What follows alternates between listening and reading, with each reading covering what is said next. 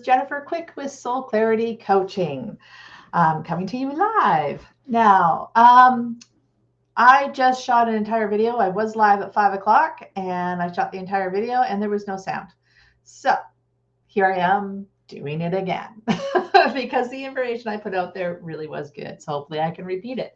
Um, this is going to be my last live that I'm broadcasting across all my social media. So please go to my YouTube channel.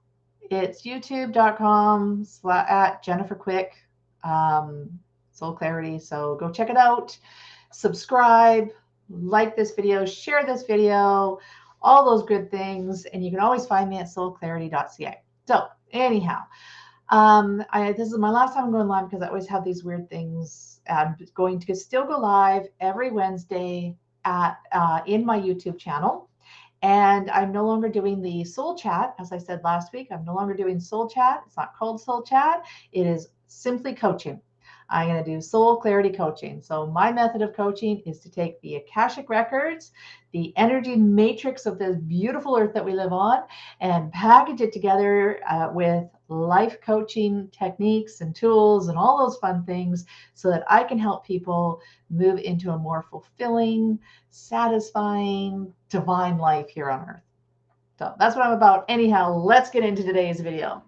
So today I wanted to talk about soul purpose. I want to help you unlock your soul purpose.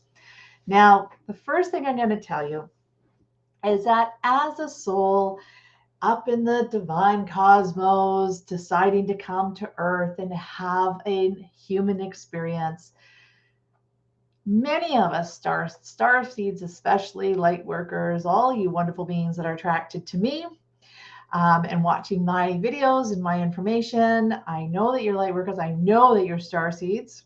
And I know that you're awakening to the incredible cosmic being that you are. But let me just tell you that when you were up in the cosmos and you were planning on coming to Earth and having a human experience, so many of us are like, I'm never coming back. I don't know what in the world I was thinking.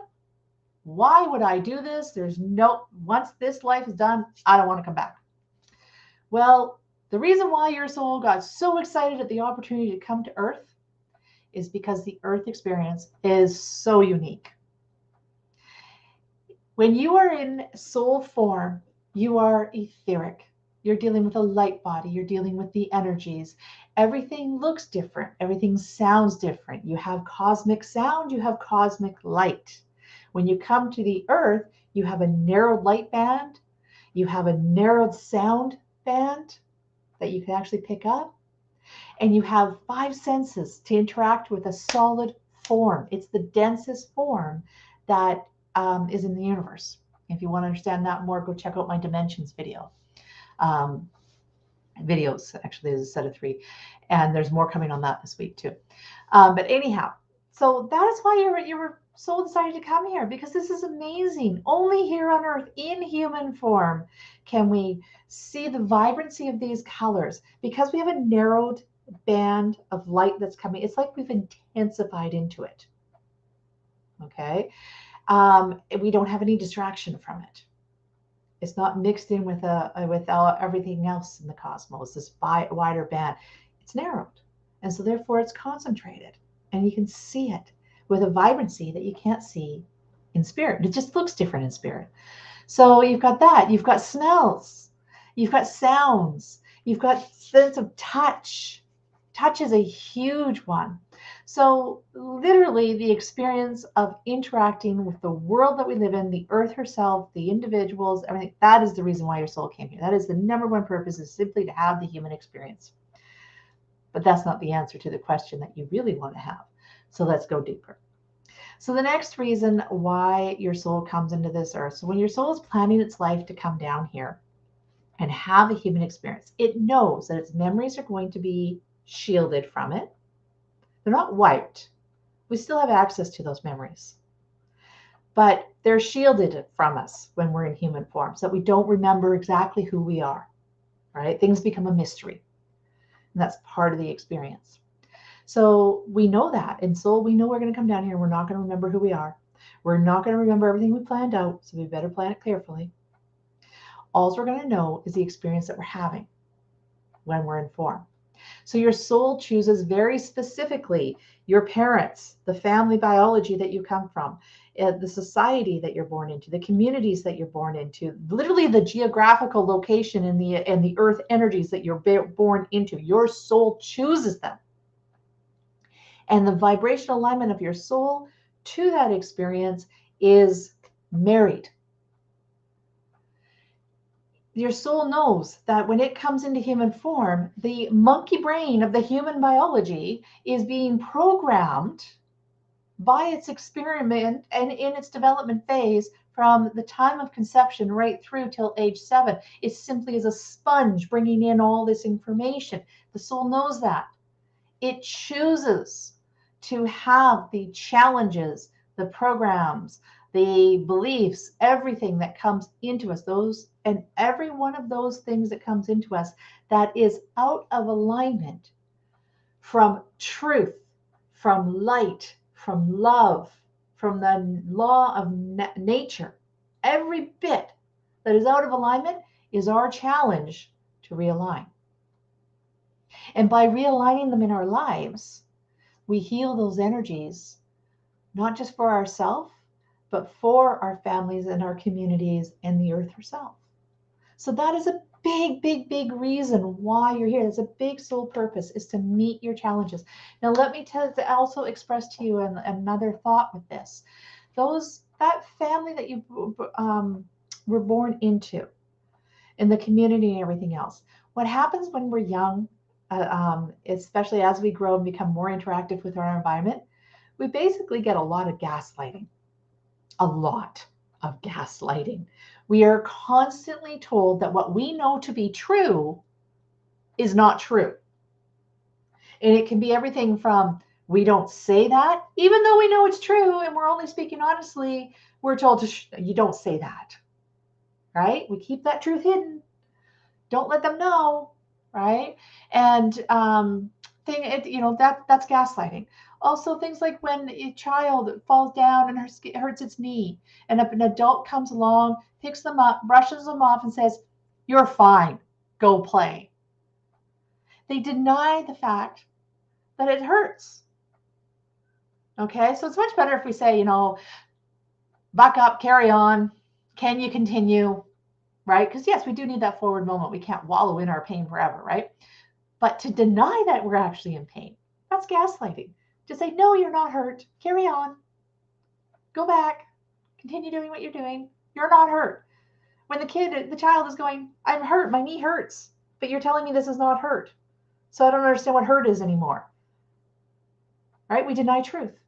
And so all these little things layer up and get programmed through the theta brain waves, right? Because we're on theta brain, right? Until about the age 7. Then our brains start expanding and we start figuring out how to deal with all these programs and beliefs and everything that have been put in there. That's the rest of our life, trying to unwind them all. Okay, so that's the second purpose that you have in this life, is to meet those challenges where truth has been misaligned, denied, shadowed, suppressed. Truth, love, and light. We want to bring those out in our lives. We want to align to them. That is our challenge. That is our healing process. And that is the reason why we're here. Aside from the experience is kind of the joy of coming here. Overcoming the challenges and healing is the second reason that we're here. But again, that's probably not the answer that you want. What you want to know in watching this video is what you're supposed to do with life. Are you supposed to be a lawyer? Are you supposed to be an accountant? Are you supposed to be a zoologist studying polar bears? Are you supposed to be a photographer in Africa photographing tribes? Are you supposed to be an airline pilot? Are you supposed to be a coach? Are you supposed to be a therapist? Are you supposed to be the garbage man? That's what you want to know. What are you supposed to do with your life? That is the answer. The question. That is the real question. Okay? And now, because we have our truth shielded from us, our memories of who we really are shielded from us. That is information that we can access through the Akashic records. We can also access the matrix alignment of how your energy is brought into this world and how you're supposed to interact in this world. And those can all help you shine light to figuring this out. Happy to do that with you. Book an appointment, Soul Clarity Coaching. Book a coaching session. Let's dig into this and figure this out. But right now, I'm going to give you an exercise that is really going to help you.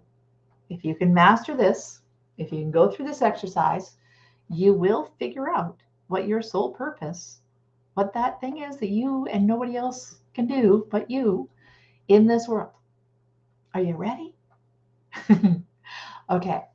So the first thing I want you to do is take out a piece of paper and draw a line down the middle.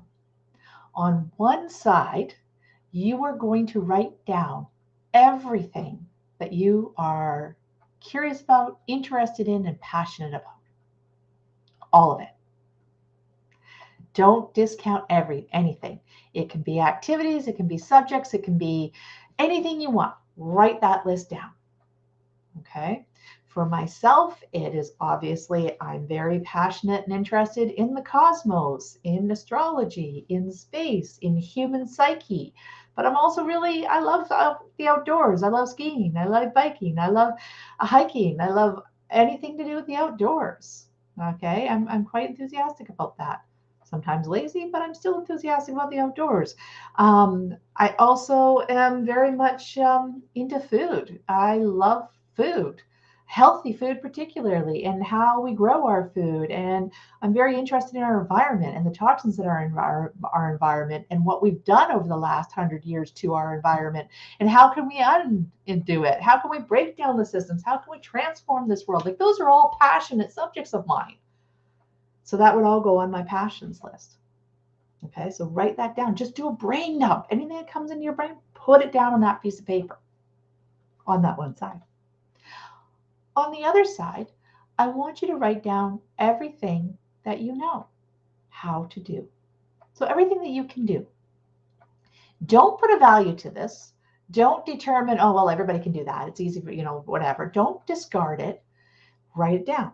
Brain dump. Absolutely everything gets written down. Every skill you ever learned, whether it be how to answer a phone professionally, how to tie your shoe. Maybe that's a little mundane, but you never know. Maybe you're meant to be a shoe person. Maybe that's great. Who knows? Write it down. Okay. Everything that you have a skill doing. Typing. That's a skill. Right? Tools, automotive. That's a skill. So write down all your skills, everything you are capable of doing. Okay. Now, once you have that piece of paper filled out, and you might have 2 or 3 papers done, filled out like that. Okay. All of it out. Once you do that, go through each list again and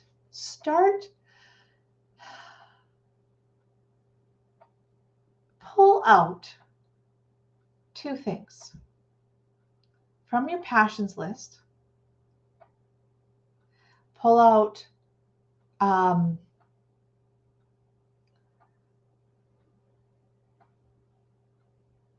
narrow down what you're most passionate about, what you could go on forever about. Okay, your top passions. On your skills side, pull out what is easy to do. What do you find the most easy to do? What comes naturally to you, what you just do? Don't assume that everybody else is also capable of it, because they're not. I know that sounds ridiculous, but they're not. Okay, it may seem extremely easy to you to sit down and write an article of interest on cars. Okay, might be very simple. You can type, I'm going to write something on cars. Not everybody can do that. A lot of people struggle with writing articles, writing text, just expressing themselves in words. People struggle with that all the time. So if that's something that's easy for you, that's a skill. That's easy to do. And it has value because not everybody can do it. So really look at what your skills are, what's easy to do, and see what you can marry together. So, what lights you up? What are you passionate about? And what skills do you have that you can offer? And then, how do we put them together? How do they complement each other? And then you have to ask, how can you take those two things and offer a service to the world? What can you do for the world? Now, it doesn't have to be for the entire world. It can be, what can I do for another person? That's one-to-one service, right? What can I do for my community? What can I do for the earth? We are stewards of the earth. What can I do in service to something else? Okay. That is going to tell you what your soul purpose is. All right. Now, the interesting thing here is you might look at what's passionate and easy to do, and you think, well, that can't be my soul purpose because I have no motivation to do it. Well, this is the really bizarre part of this. Your soul purpose does not have motivation. There is no need push to do it. You don't have to do it. It falls more in that, wouldn't it be nice? Wouldn't it be great? It almost falls into fantasy, which a lot of people, if you stop and you actually look at your fantasies and what you dream about, hey, wouldn't it be great if we did this, that? Maybe some of that is your passion. Right? Look at what your marriages are there between what lights you up and what's easy to do. And then how can you serve the world with it? How can you serve with it? Okay.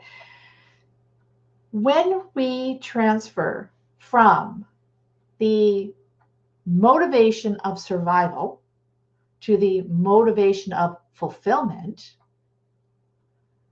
there is a real shift in what is the driving force behind that motivation. So when we are doing our survival, we're doing the job. We went through the school system. We went and got, maybe we got trained some form of higher education, and we became an automotive tech, or we became a lawyer or an accountant or whatever. Okay. Because it was probably put to us by our parents or some guidance counselor as the logical action because it was easy for us to do. Maybe accounting made sense to you. Numbers made sense to you. So it was easy for you to go on, and school wasn't a big deal. So it was easy for you to become an accountant. But it wasn't something that lit you up. It was just, you ended up, one day you woke up and there you are, you're an accountant. That's just how life took you along. Okay. Your driving force to get up every day and go to that job is because you need the paycheck to put a roof over your head and food on your table and live the lifestyle that you're living. And that's your motivation. It's a survival. It's something you have to do. But when you move out of that and you move into soul purpose, where you're being fulfilled inside for what you do, there's almost a guilt that goes with it. It's like, ooh, I love what I do. Ooh, everybody's bitching about Monday morning. I'm excited. Monday. Woo! I had clients this week. Everybody else is like bitching because they want to go home and they don't want to deal with public. And you're going to go and bring it on. I love them. It's kind of, you're almost guilty because so many people are miserable at what they do.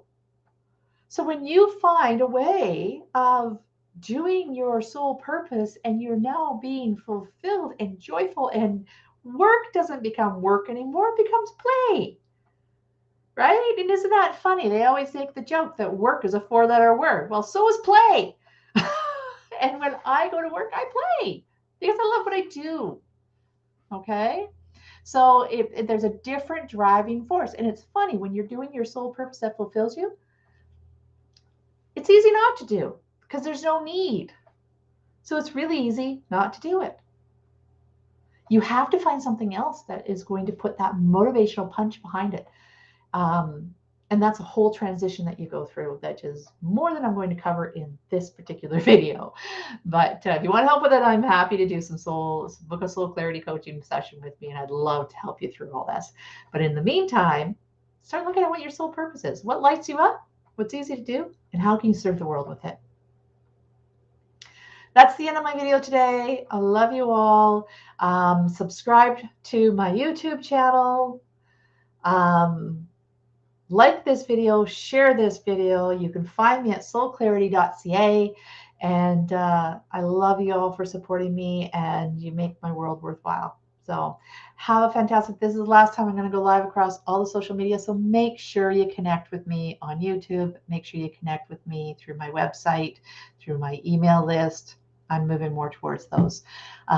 Love you all. Mwah. See you next week.